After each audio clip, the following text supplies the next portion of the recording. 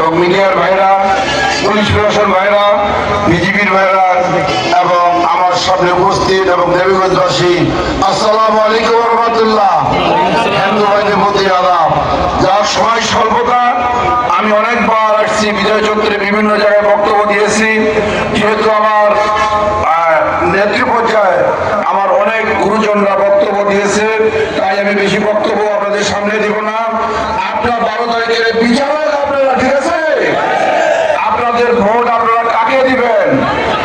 চাঁদাবাজিকে দিবেন? যে পাথর দিয়ে মানুষকে মারে তাকে দিবেন? যা পাথর লুটতে তাকে দিবেন? না স্বর্ণকে দিবেন? এইটা সম্পূর্ণ রায় দিবেন আপনারা 12 তারিখে।